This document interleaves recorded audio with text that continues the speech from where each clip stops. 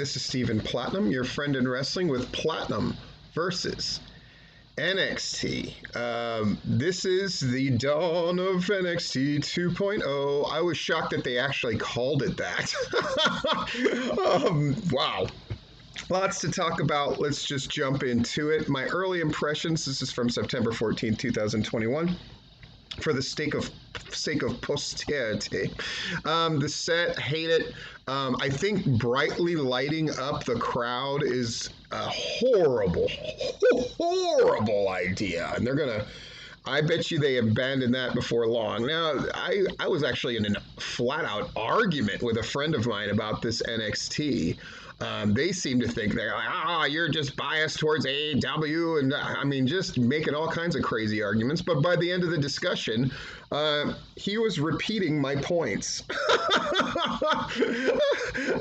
So the initial instinct to defend this show, I just don't see it. Now, I'm not saying that it won't get better necessarily. I'm not saying any of that, but boy, I can only imagine what USA Network is feeling at this moment. They're not paying for a developmental show. They're paying for a brand and a show in and of itself. Was it cool to see new faces out there? I guess. It doesn't lend itself towards a great show. A number of the things that you would think of when you think of NXT were in short supply, which is not to say they were non-existent. Did you have a good match? Yeah, I thought the main event was good, and I thought the women's six-person match was good for what it was, a lot of stiff kicks and drop kicks. But everything else really felt like a throwaway. The wedding, I actually liked that a lot. I think they kept it simple, kept it fun, but did it develop anything? Absolutely not. This is a show that has legitimately rebooted and lost a lot of the elements that really worked for the 1.0 version. Now, could they get them back? I suppose, but this was not a show that showed signs of having a true design. This was a show that was literally felt like it was, they changed the booking up until they shoved poor LA Knight out of the door to wrestle and lose to somebody before he would also be in the main event. Really bizarre stuff.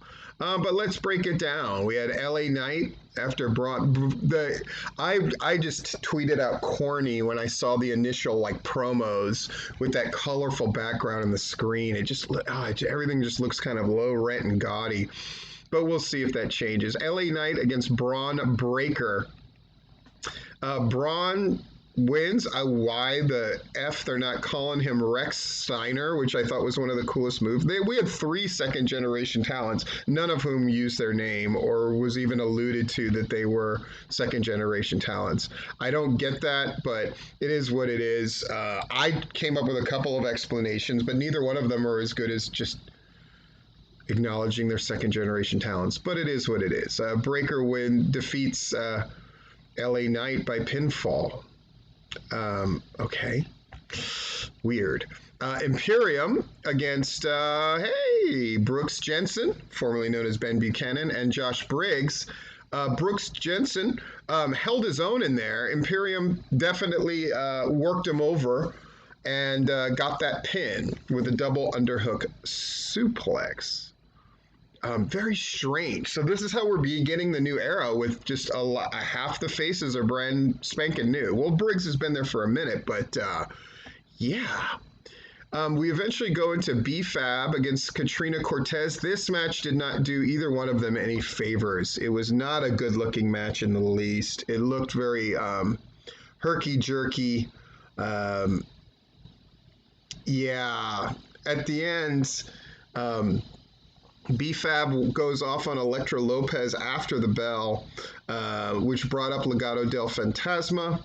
The two women were ready to fight, but Santos Escobar had Lopez wait for the right time to face B-Fab. This was just not a great look as far as wrestling goes. Yeah. Hopefully they make sure that B-Fab and whoever and Lopez are ready for that first match. They really need to worry about that. Carmelo Hayes, I thought this kind of cool thing, he brought out a new friend in the form of Trick Williams. They look good together. And then beat Hudson to the mat and plant him with a springboard uppercut. I guess hopefully they're going to give them better material, but obviously the word of the day was get this new stuff out there, and they most certainly did that. Now it's the 6-woman tag match that I had referred to earlier. The big story was the display of the new Mandy Rose, who's now has dark hair. Okay, cool. Casey Catanzaro, Kaden Carter, and Saray against Gigi Dolan, JC Jane, and Mandy Rose. A lot of stiff kicks, a lot of people beating each other up on this one. Rose eventually hits a bicycle knee on Carter to take the victory. The first thing, there was a tag thing between Dolan and Jane, Catanzaro and Carter, but that ended in a DQ. It's not even really worth talking about. That's an element of booking that I just hate. It's like you start a match and then, no, we're going to add people to the match. Just have the people in the match. It's whatever. But I was going to say this was the first decent match on the card. The first match that you could say, okay, this was good, and this is kind of more reminiscent of what you would expect from an NXT show. Got Ridge Holland against Drake Maverick. Poor Drake Maverick. Obviously, he's going to be on his way out. I mean, he's exactly the kind of person they don't want anymore. And Ridge Holland beats the living shit out of him. Just brutalizes him. And Grayson Waller checks on that partner while Holland stands tall. So I guess Grayson Waller is soon going to have to get his ass kicked too. That would be my guess. Next, we get the Creed brothers against a couple guys. I'm sorry, I don't know who they are. I'm sure they were just local guys who were there to get punished. That's exactly what happened. The Diamond Mine stands tall. The promo, I thought, from the manager was like, okay. Nothing stands out. Nothing stood out about this. The Creed brothers, they are what they are, but they're very unrefined. Very unrefined.